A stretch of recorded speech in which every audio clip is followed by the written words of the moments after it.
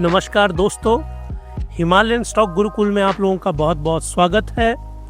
और आज हम डी कोड करेंगे भारत की स्टॉक मार्केट कैसी रही, बहुत ही म्यूटेड थी वो, क्या कारण थे उसके म्यूटेड रहने के, निफ्टी का बिहेवियर कैसा रहा, बैंक निफ्टी का बिहेवियर कैसा रहा, उस सब को हम डिटेल में एनालाइज करेंगे कि भारत की स्टॉक मार्केट किस प्रकार से रही। तो चलिए इसको स्टार्ट करते हैं। और स्टार्टिंग आज जो हम कर रहे हैं अपने वी लॉग की, वो कर रहे हैं निफ्टी विक्स के साथ, वोलेटिलिटी इंडेक्स। आज जो स्टॉक मार्केट में एक सरप्राइजिंग चीज हुई है जिसकी एक्सपेक्टेशन कम थी, कि जो निफ्टी विक्स है, ये जो निफ्टी विक्स है ये राइज किया है। और विक्स को मैंने आपको बहुत डिटेल में समझाया है, वी लॉग भी मैंने इसके ऊपर बनाया है। मैं यहाँ आपको बताना चाहूँगा, आप जल्दी से हिमालयन स्टॉक गुरुकुल, ये जो हमारा होम पेज है, इसके ऊपर जाइए और वहाँ पे मैंने बेसिक कॉन्सेप्ट का एक सीरीज ऑफ वीडियोस बनाए हैं। एक प्लेलिस्ट बनी है वहाँ पे, बेसिक कॉन्सेप्ट्स की प्लेलिस्ट है वहाँ पे।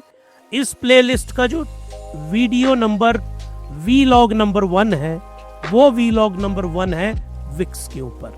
तो वहाँ पे जाइए, आप विक्स को समझिए कि वोलेटिलिटी इंडेक्स होता क्या है। हल्की सी इंट्रोडक्शन यहाँ मैं आपको दोबारा देता हूँ, जो नए व्यूअर हमारे साथ जुड़े हैं। ये देखिए, ये जो वोलेटिलिटी इंडेक्स है विक्स, शिकागो से स्टार्ट हुआ था ये। इस विक्स अगर ये ग्रेटर देन 15 होता है ना, तो ये चल 15 to 20, तो ये आ गया मिड वोलेटिलिटी जोन के अंदर, mid volatile zone number 1। Mid volatile zone number 2 भी होता है, वो है 20 to 25। Mid volatility zone number 3 25 to 30। और अगर विक्स ग्रेटर देन 30 हो जाए तो वो चला जाता है हाई वोलेटाइल जोन के अंदर। आपने देखा होगा जब ट्रंप का टैरिफ का टेंट्रम जो वहां शुरू हुआ था अमेरिका में, तो 49 के ऊपर विक्स पहुंच गया था, अमेरिका का विक्स, भारत का नहीं। तो बहुत ही डेंजरस कंडीशन में था और पूरी दुनिया के स्टॉक मार्केट कोलैप्स की थी जब ये 49 से ऊपर गया था। अब आज हमारा जो इंडिया विक्स है वो किस रेंज में है? It is greater than 15 but it is less than 20। और एग्जैक्टली कितना है ये? 17.37। तो ये राइज हुआ आज के दिन, इसमें राइज आया। और ये राइज कितना हुआ इसमें? 2.54%, जो अच्छा खासा राइज माना जाता है।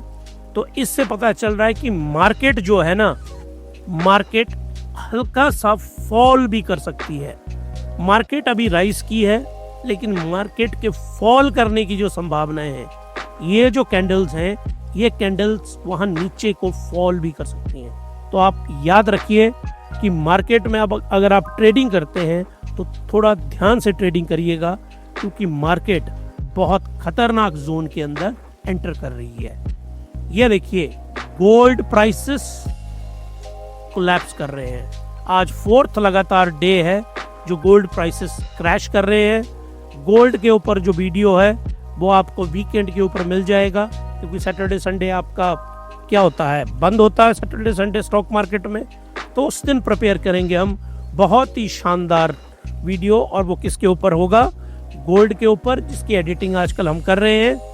अब आइए आप, गोल्ड कंटिन्यूस कॉन्ट्रैक्ट। आज के दिन में गोल्ड फॉल किया और बहुत ज्यादा फॉल किया।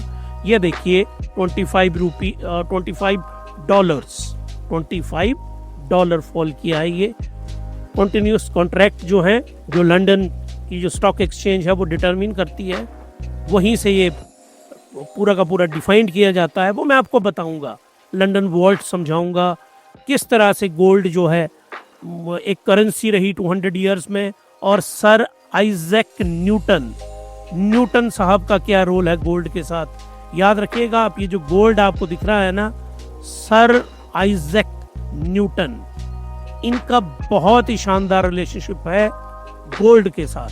ये मैं आपको बताऊंगा कि किस तरह से उन्होंने कैलकुलेट किए इसको, और एक प्राइसेस डिटरमिन किए अपने उस वी लॉग में। चलिए जी आगे चलते हैं हम और आज का एनालिसिस स्टार्ट करते हैं। Industrial production index of India, IIP बोलते हैं इसको। तो ये देखिए फरवरी में था ये 2.7% और फोरकास्ट था 3.3%। ये है मार्च का, याद रखिए आप, मार्च 2025 का। लेकिन आया कितना? 3%। तो जो इंडस्ट्री का हमारे प्रोडक्शन है वो फॉल हुई है मार्च महीने में, और ये भारत के लिए कोई इट्स अ बैड न्यूज़, ये अच्छी न्यूज़ नहीं थी। और आज मार्केट ने, भारत की स्टॉक मार्केट ने इसके ऊपर रिएक्ट भी किया और ministry of statics and programme implementation ये इसको गवर्नमेंट ऑफ इंडिया रिलीज करती है, तो 3% के करीब ये आया। That is not a good sign. वैसे तो 3% अपने आप में बड़ा कम नंबर है, लेकिन जितना सोचा था हमने उससे भी कम आया। एक तो ये नेगेटिव न्यूज़ है, लेकिन एक और मैं आपको यहाँ हल्की सी इंट्रोडक्शन देना चाहता हूँ इंटरनेशनल स्टॉक्स के बारे में। और आप लोगों ने सबने सुना होगा टेस्ला, इसने भारत में अपने ऑफिस 3 शहरों में खोल दिए हैं। मुंबई में इन्होंने स्टार्ट कर दिया, पुणे में स्टार्ट कर दिया है और दिल्ली में इन्होंने अपना ऑफिस ओपन कर दिया।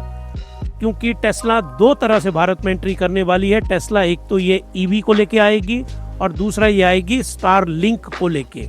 ये बहुत ही शानदार एक मोबाइल सर्विस प्रोवाइड करते हैं। ये करूंगा इनका एनालिसिस में जैसे इनका फॉर्मल एग्रीमेंट होगा। जो टेस्ला का स्टॉक है वो अमेरिका में बहुत ज्यादा राइज किया है। ये देखिए आप 1 2 3 4 कैंडल देखिए आप, कितनी शानदार ग्रीन है। ये पिछले 4 सेशन से अमेरिका में ये बहुत ज्यादा राइज कर रहा है। और ये देखिए RSI, ये RSI कितनी ऊपर को राइज कर रही है। तो यहाँ मैं आपको दोबारा वही प्रिंसिपल है, अमेरिका में भी इन्वेस्टिंग के वही प्रिंसिपल है, इंडिया में भी कोई अलग नहीं है दोनों जगह। तो ये देखिए ये आ गया था ओवरबॉट जोन में, फॉल किया। ये आ गया था ओवरबॉट जोन में, फॉल किया। ये आ गया था ओवरसोल्ड जोन में, जहां इन्होंने लोगों ने इसको बाई किया होगा। हमने हिमालयन स्टॉक गुरुकुल में इस जोन में, जो हमारा हिमालयन कैपिटल जिसके जरिए हम इन्वेस्टमेंट करते हैं, हमारी बहुत सारी इन्वेस्टमेंट हमने इस जोन में इन्वेस्ट किया है।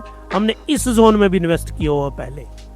तो हमारी जो एक्चुअल में इन्वेस्टमेंट है वो 200 बल्कि उससे भी नीचे है टेस्ला की। और ये देखिए $475 यहाँ था ये, यहाँ से इसने फॉल किया। और ये वही टाइमिंग देखिए कौन से वाली है, ये देखिए टाइमिंग कौन सी वाली है। ये टाइमिंग वही है जब डोनाल्ड ट्रंप साहब वहाँ आते हैं, डॉज का एक वो डिपार्टमेंट बनाते हैं। पता नहीं किस मूर्ख ने उनको वहाँ सलाह दी कि आप वहाँ सरकारी नौकरी में जो लोग हैं उनको तुरंत प्रभाव से उन्होंने निकाले। लोग बहुत ही, वो उनकी पॉलिटिक्स में उसमें जाना नहीं चाहता, डेमोक्रेट्स और रिपब्लिकन की, पर बहुत ही घटिया। उस पॉलिटिक्स की बदौलत नुकसान किसको हुआ? नुकसान हुआ मेरे जैसे, हमारे जैसे इन्वेस्टर्स को। यहाँ से जो फोरकास्ट था कि $2000 तक जाएगा ये स्टॉक, पहले इसने 200 टच किया नीचे आके। तो इतना ये फॉल किया, फिर इसने राइज किया, फॉल किया, क्योंकि यहाँ ट्रंप साहब चुप रहते हैं तो राइज हो जाता है। फिर यहाँ ट्रंप साहब ने कुछ बोल दिया होगा, फिर ये नीचे आ गया होगा। फिर कुछ चुप रहे होंगे, ऊपर को चला गया, फिर फॉल किया। आजकल ट्रंप साहब पिछले 5 दिनों से बिल्कुल चुप है, कोई स्टेटमेंट नहीं आ रही है उनकी, और आ भी रही है तो माइल्ड सी आ रही है। तो मार्केट देखिए ऊपर को जा रही है। और यहाँ पे अनाउंसमेंट कर दी किसने? यहाँ पे अनाउंसमेंट की एलन मस्क ने। एलन मस्क जो कि फाउंडर हैं और दुनिया के सबसे अमीर आदमी की लिस्ट में रहे, मतलब ही इज अ जीनियस, इनको लिटरल जीनियस कह सकते हैं। अगर आज की हमने सर आइजक न्यूटन को नहीं देखा, हम लोगों ने उनको पढ़ा है, लेकिन जिसको हम आइजक न्यूटन के लेवल में रखते हैं और जो लिविंग है हमारे सामने, वो है एलन मस्क। इनकी टेक्नोलॉजी, इनकी कंपनीज, अब उनको देखेंगे, दे आर जस्ट ब्रिलियंट।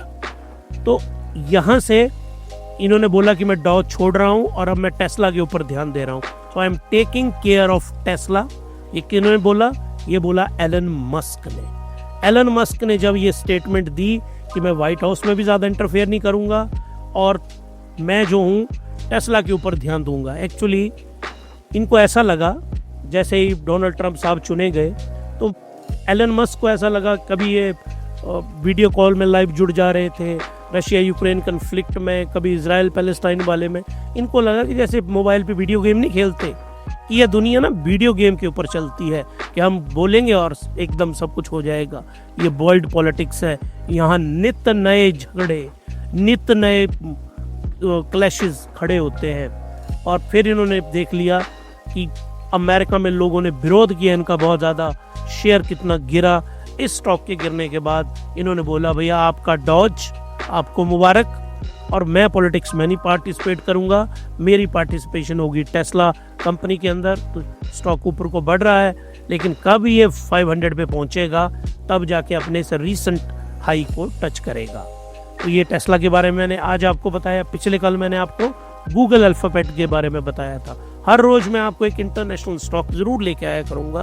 बहुत सारी मेल्स आई मुझे जिसमें लोग डिमांड कर रहे थे। हिमालयन स्टॉक गुरुकुल, इसमें हम डी कोड करते हैं स्टॉक मार्केट कैसी रही। तो आज की डी कोडिंग मार्केट परफॉर्मेंस आज के लिए एग्जैक्ट वर्ड है म्यूटेड। वो बताऊंगा क्यों म्यूटेड रही। ये कारण है इसकी म्यूटेड रहने के, geopolitical tensions between India and Pakistan. वो पहलगाम में जो टेररिस्ट का हीनियस अटैक हुआ था, नए नए खुलासे उसमें हो रहे हैं। और एक वीडियो मैं आप लोगों को ज़रूर चाहूँगा, मैं उसका लिंक ज़रूर डालूँगा, कि जो ख्वाजा आसिफ हैं, डिफेंस मिनिस्टर हैं पाकिस्तान के, उनकी इफ़ आई एग्जैक्टली रिमेंबर तो स्काई न्यूज़ के ऊपर उनका एक इंटरव्यू है। उसमें जो रिपोर्टर हैं उनसे पूछती हैं कि आपने टेररिस्ट को आप सपोर्ट करते हैं? तो उन्होंने बोला हाँ, 30 सालों तक हमने ये काम किया। मतलब डिफेंस मिनिस्टर साफ साफ इस बात को मान रहा है टीवी चैनल के ऊपर। और जो हमारे रिप्रेजेंटेटिव है यूनाइटेड नेशन में, उन्होंने यूनाइटेड नेशन में उसका हवाला दिया कि देखिए पाकिस्तान का डिफेंस मिनिस्टर एक्सेप्ट कर रहा है कि हाँ हमने आतंकवादी पाले हुए हैं। और हालांकि उन्होंने बहाना ये लगा दिया कि अमेरिका और इंग्लैंड और वेस्ट ने बोला था इसलिए हम जो है उनको पालते थे। मतलब व्हाट अ रिडिकुलस आर्गुमेंट। वो दोनों, वो बेचारी पत्रकार, उसका भी मुंह देखने लायक था और ख्वाजा आसिफ साहब का तो था ही, पर वो कहाँ चुप होने वाले। पिछले कल उन्होंने रॉयटर्स को इंटरव्यू दिया है, वहाँ भी वो वही पकड़े गए हैं उन्हीं बातों में। तो भारत को जवाब तो देना है। अब वो जवाब देने के लिए सरकार कॉम्पिटेंट है, सरकार के पास सारे सोर्सेज हैं, सारी इंटेलिजेंस है। अब मेरे पास तो इंटेलिजेंस है नहीं, हमारे पास जो डाटा है वो वही डाटा है जो आप सब देखते होंगे। तो इस पे अगर मैं एक्सपर्ट बन के कोई कमेंट करने लगूं तो वो तो हमारा खोखलापन होगा। सरकार के ऊपर पूरा भरोसा है, अपोजिशन भी सरकार का साथ दे रही है, अपोजिशन क्रिटिकल भी है, वो उनका काम है अपोजिशन का क्रिटिकल होना। और बहुत सारे चैनल्स में देख रहा था यूट्यूब पे खासकर, जो क्रिटिकल है, सरकार से सवाल पूछ रहे हैं, बिल्कुल सही सवाल पूछ रहे हैं, लेकिन सरकार हमारी कैपेबल है और पूरा पूरा भरोसा है हमें कि भारत इसका सही वक्त के ऊपर सही तरीके से जवाब देगा, और जिसका हम इंतज़ार कर रहे हैं। तो यही चीज़ मार्केट ने, जो ये मेरा ओपिनियन है ना, यही ओपिनियन स्टॉक मार्केट का है।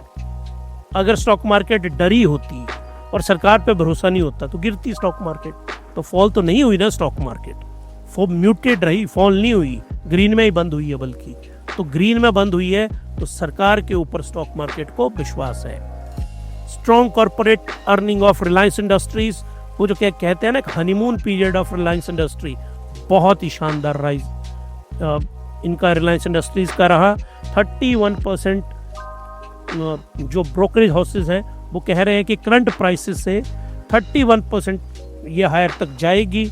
और हमें ऐसा लगता है, हम इसका एनालिसिस करेंगे, इसके ऊपर वीलॉग आपको जल्दी ही मिलेगा रिलायंस इंडस्ट्रीज के ऊपर। One of the favourite stock of us, क्योंकि भारत का नंबर 1 कंपनी है, तो आज भी इसने बहुत अच्छी परफॉर्मेंस दी। अब मई मंथ के लिए ये देखिए, ये क्या बनाया हमने मई 2025 के लिए। हिमालयन स्टॉक गुरुकुल जो पूरा एनालिसिस करता है, उसके अकॉर्डिंगली जो हमें सुन रहे हैं, आपको अपनी इन्वेस्टमेंट इस तरह से करनी है। आज मुझे एक मेल आई और उस मेल में किसी ने मेरे से पूछा कि सर मेरे पास 20,000 रुपये हैं, कि मेरे पास 20,000 रुपीज़ हैं, तो 20,000 रुपये तो कैसे इसको मैं इन्वेस्ट करूंगा। तो उनको जो मेरी राय है वो यही वाली राय थी कि ₹1000 किस में लगाने हैं आपको? लार्ज कैप के अंदर लगाने हैं। उसके बाद अगली प्रपोर्शन यहाँ पे देख लीजिए आप, 15%। 15% का मतलब हो गया ₹3000। ₹3000 आपको किस चीज में लगाने हैं? मिड कैप के अंदर लगाने हैं।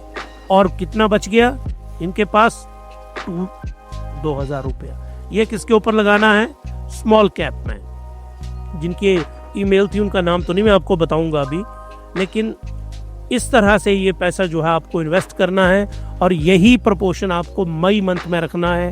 आपको हमने ये मॉडल ऐसे नहीं है, हमने ऐसे ही लिख दिया है। जो पूरा का पूरा डाटा एनालाइज हमने किया है वो डाटा ये कहता है कि लार्ज कैप जो स्टॉक्स हैं, ये जो साल है 2025, ये लार्ज कैप का रहने वाला है। लार्ज कैप ही इसमें बढ़ेंगे और बहुत ज़्यादा राइज होगी उनमें, और वोलेटाइल होंगे मिड और स्मॉल कैप। तो आप बच के रहिए, क्योंकि अभी आप उतने एक्सपर्ट नहीं होंगे। अगर आप एक्सपर्ट में हैं तो आप स्मॉल कैप ले सकते हैं। Muted global cues and spikes in India VIX. India का जो विक्स है वो बहुत बुरी तरह से राइज किया, ये मैंने आपको समझा दिया।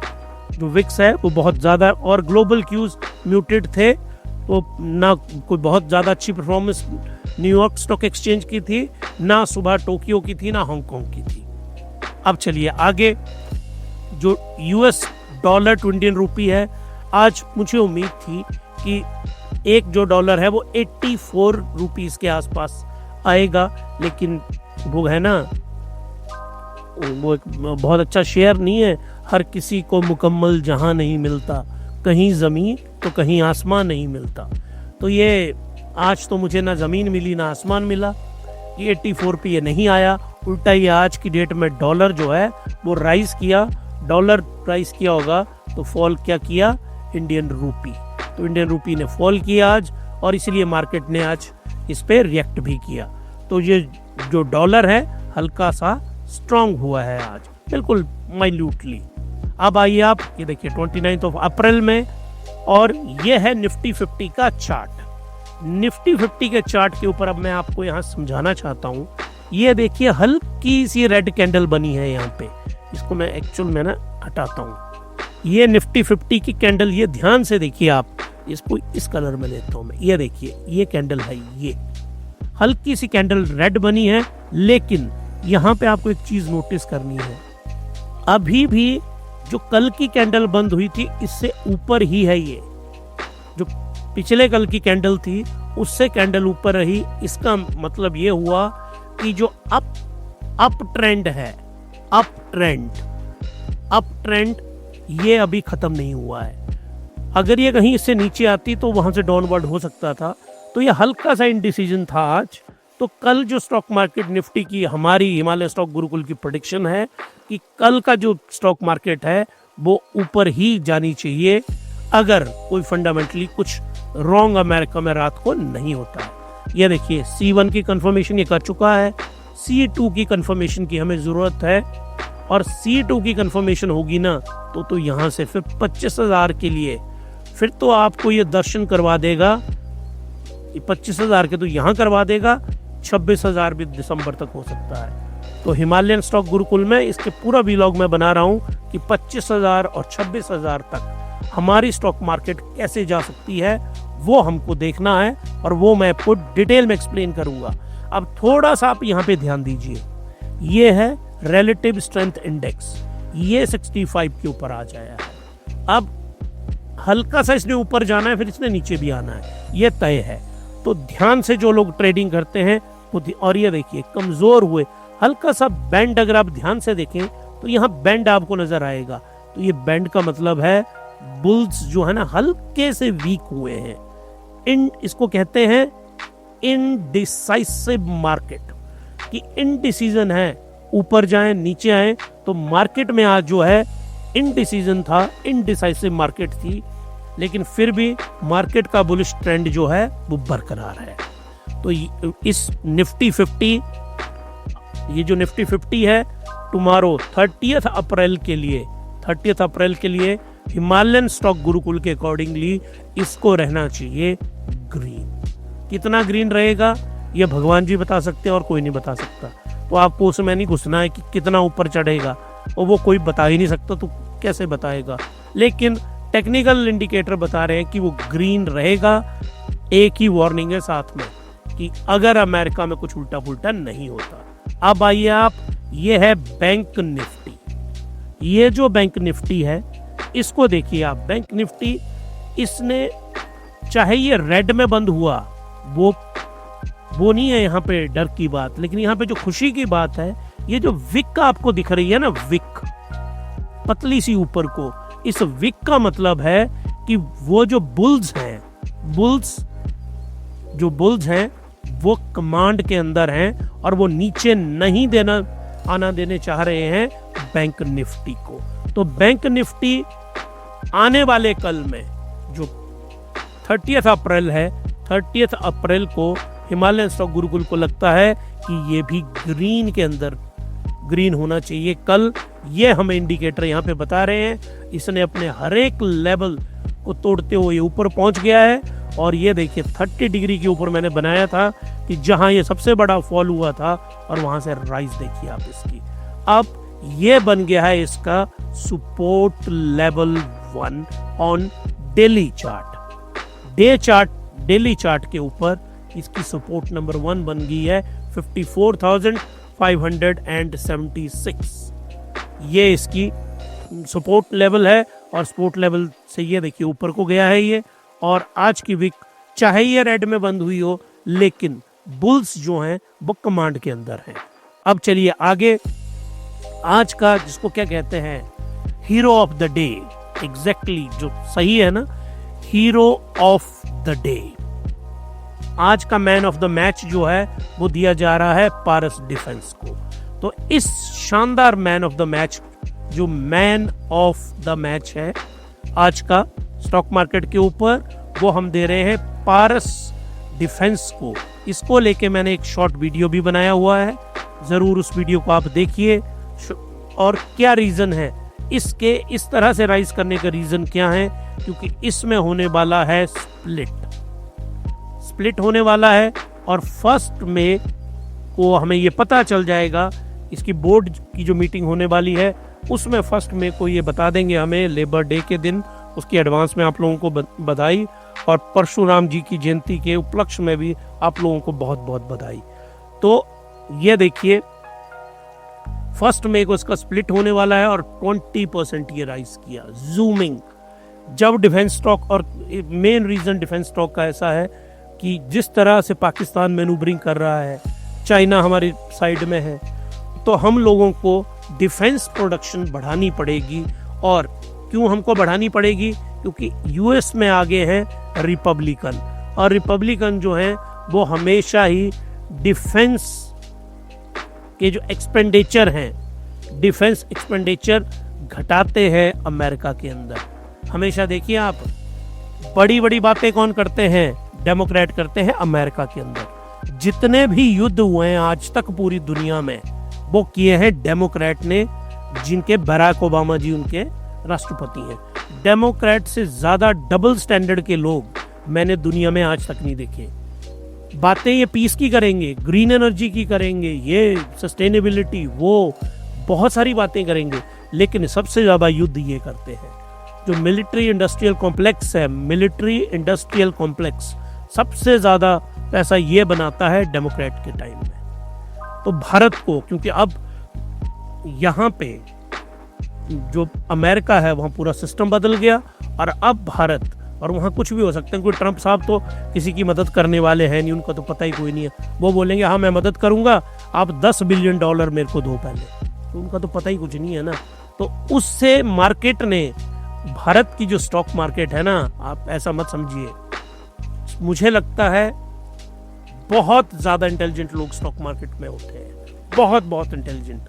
वो पहले ही, समय से पहले चीज को समझ लेते हैं। प्राइसिंग जिसको कहते हैं ना, ये कला आपको सीखनी है जो मुझे सुन रहे हैं, कि पारस, ये जो डिफेंस की कंपनीज हैं, भारत को बढ़ाना ही पड़ेगा और कोई चारा ही नहीं है हमें। तो इसीलिए ये कंपनीज बढ़ रही हैं। और हमको ये जो पुलवामा का अटैक, पहलगाम का अटैक हुआ, पुलवामा का अटैक हुआ था, इनसे सबक लेते हुए हमको बड़ी बड़ी कंपनीज अपनी बनानी पड़ेंगी। और पारस डिफेंस उसमें एक लीडर है, इसलिए ये कंपनी मैसिवली इंक्रीज की। और देखिए ये शिप बिल्डर हैं, पिछले कल भी इन्होंने कमाल किया। आज garden reach 12%, Mazagon dock 9%, Cochin shipyard 10%, data pattern 15%। ये सारी की सारी कंपनीज कौन सी हैं? Ship building. और शिप बिल्डिंग में ये दोनों टाइप के शिप बनाती हैं। इनकी जो शिप्स हैं ना, याद रखिएगा आप, दो कैटेगरी में बनते हैं ये। एक है फाइटर जो लड़ाई वाले हैं, और दूसरे ये है कार्गो जो सामान वाले हैं। तो भारत देश को दोनों की जरूरत है। इसकी तो खैर बहुत ही ज्यादा जरूरत है ना हमें। हम हैरानी की बात है, ये सब हम खरीदते हैं चाइना से आज की डेट में। किसी ने प्लान ही नहीं किया 75 सालों से कि हम इनको खुद बना लें अपने यहाँ। जैसे अब हमारे फाइटर एयरक्राफ्ट हैं, अरे तब से शुरू किया होता तो आज कितने बना देते। बना रहे, LCA हमने बनाया, बहुत अच्छा फाइटर एयरक्राफ्ट हमने बनाया। लेकिन हमें और रिसर्च अपनी करनी चाहिए इसके अंदर, क्योंकि हम अब डिपेंडेंट नहीं हो सकते ना अमेरिका पे, ना रशिया पे, ना यूरोप पे, ना चाइना पे। हमको सेल्फ डिपेंडेंट होना है, क्योंकि अब जो इंडिया है वो है वर्ल्ड नंबर 3 पावर। तो इसलिए अब आप ना किसी के ऊपर निर्भर नहीं रह सकते। और इसीलिए ये सारे के सारे स्टॉक जो बूम के साथ आज राइज किए हैं, ये देखिए सारे के सारे स्टॉक बूम के साथ राइज किए। अब आगे चलते हैं। क्रूड ऑयल कंटिन्यूस कॉन्ट्रैक्ट गिरा है $1 और ये पहुंच गया है 61 और 64। क्या बात है।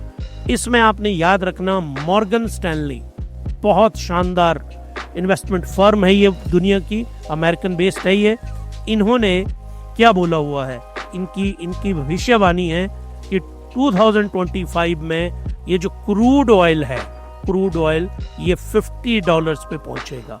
और उसी राह पे डॉलर चला है। और भारत के लिए ये बहुत खुशी की बात है कि 90%, दुख की बात है कि 90% क्रूड ऑयल हम खरीदते हैं, हम अपनी एनर्जी पैदा नहीं कर पाते। लेकिन थोड़ी सी खुशी की बात है कि $1 कम हुआ है तो हमारे लाखों डॉलर बच गए। निफ्टी IT आज बहुत अच्छा परफॉर्मेंस दिया IT ने। और IT की परफॉर्मेंस की जो बेसिक रीजन है, IT की कंपनीज के जो Q4 के रिजल्ट हैं, वो क्या कर रहे हैं? वो रिजल्ट या तो वो रिजल्ट इन लाइन है जैसा सोचा गया था वैसे है, या better than expected. Better than expected की जो एक्सपेक्टेशन थी उससे कई गुना ज्यादा अच्छे रहे हैं। तो इसीलिए IT इंडेक्स जो आज की डेट में राइज किया। आज का व्लॉग हम वाइंड अप करते हैं हर रोज की तरह। हम किसके ऊपर? FIIs के ऊपर। FIIs ने ये देखिए 28 अप्रैल को 24,074 करोड़ 2,474 करोड़ की बाइंग की है। ये देखिए आप, तो ये कंटिन्यूअस बाइंग FIIs की चली हुई है। और ये इनकी जो बाइंग है वो लार्ज कैप में होती है। ये मैं आपको 1000 बार समझा चुका हूँ। ये लार्ज कैप खरीद रहे हैं, मार्केट बढ़ रही है, इसलिए लार्ज कैप का इंडेक्स इतना ज़्यादा बढ़ रहा है। तो आप सब लोगों को जो मैंने फॉर्मूला बनाया है, जो फॉर्मूला हमने 75, 15 एंड 10, ये हमने बनाया है हिमालयन बास्केट इन्वेस्टिंग में। कब के लिए? मई 2025 के लिए। इस प्रपोर्शन में आपको पैसा लगाना है और यही सबसे बढ़िया तरीका है। और इसी शानदार हैप्पी नोट के ऊपर मैं आपको ये बताना चाहता हूँ कि गोल्ड को लेके जो हमारा व्लॉग है, गोल्ड को लेके व्लॉग हमने ऑलमोस्ट तैयार कर लिया हुआ है, वो वीकेंड के ऊपर आपको मिल जाएगा। तो अगर आपको हमारा ये व्लॉग अच्छा लगा तो सब्सक्राइब करिए, इसको लाइक करिए, इसको शेयर करिए इसको। और अब आपसे मिलते हैं हम अपने अगले व्लॉग में। तब तक के लिए happy investing and good night.